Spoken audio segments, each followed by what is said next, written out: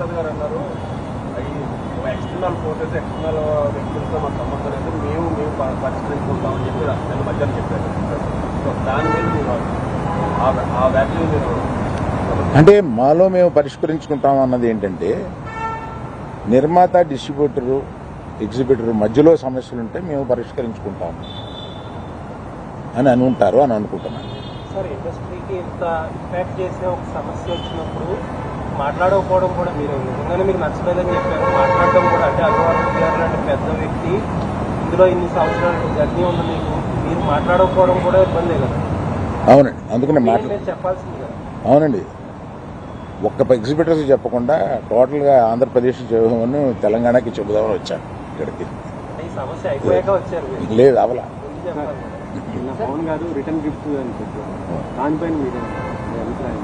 నిజమే కదండి, పవన్ కళ్యాణ్ గారు బాధపడింది 100% నిజం. ఆయన సినిమా వస్తుంటే మేము థియేటర్ మూసేస్తాం అని అంటే ఆయన బెదిరిస్తున్నారా ఏంటి? అంటే వాళ్ళు చెప్పడం ఏంటంటే మేము ఎప్పుడు ఎక్కడ కూడా అఫీషియల్గా థియేటర్స్ని మేము మూసేస్తున్నామని ఎవరు అఫీషియల్ నోట్ రిలీజ్ చేయలేదు.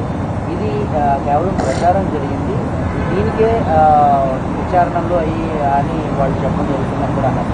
అండ్ ఇంకో విషయం ఏంటంటే మీరు ఆ నలుగురిలో లేకపోయినా ఇండస్ట్రీలో ఒక పెద్దగా మీరెందుకని ఇనిషియేటివ్ తీసుకోలేదు, అంటే వెళ్ళి కలవాలి, లేకపోతే నిజంగా యూనిటీ అనేటువంటిది ఇప్పుడు ప్రస్తుతం ఉన్నటువంటి మీరు అన్నట్టు ఇన్ని 3 బాడీస్ ఉండగా ఏ ఇండివిజువల్ వచ్చి తీసుకోవాలి, బాడీస్ తీసుకోవాలి. నేను కూడా వీటిలో యాక్టివ్గా లేను, కానీ నా సపోర్ట్ ఎక్కువ నాకు ఉంటుంది. ఏదైనా సమస్య వచ్చినప్పుడు నేను వెళ్తూ ఉంటాను, సపోర్ట్ నన్ను అడుగుతూ ఉంటారు.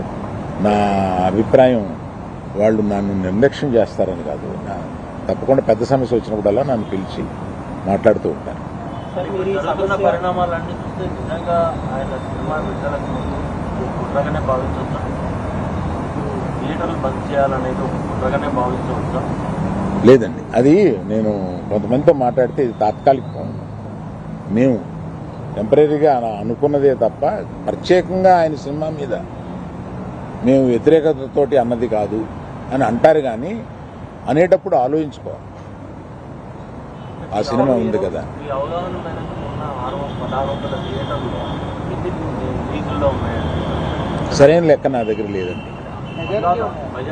లేవు, మెజారిటీ లేవండి. మెజారిటీ ఇండివిజువల్స్ దగ్గరే ఉన్నాయి.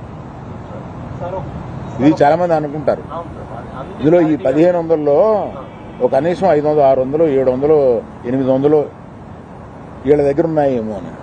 అలా లేవండి. చాలా మంది ఇండిపెండెంట్ దగ్గర.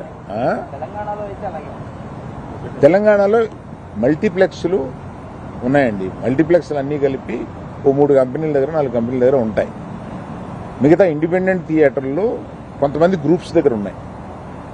అది కాకుండా ఇండిపెండెంట్గా థియేటర్స్ బోల్డ్ ఉన్నాయి. సింగిల్ స్క్రీన్స్ మీద గుత్తాధిపత్యం అయితే లేదండి. గుత్తాధిపత్యం లేదు.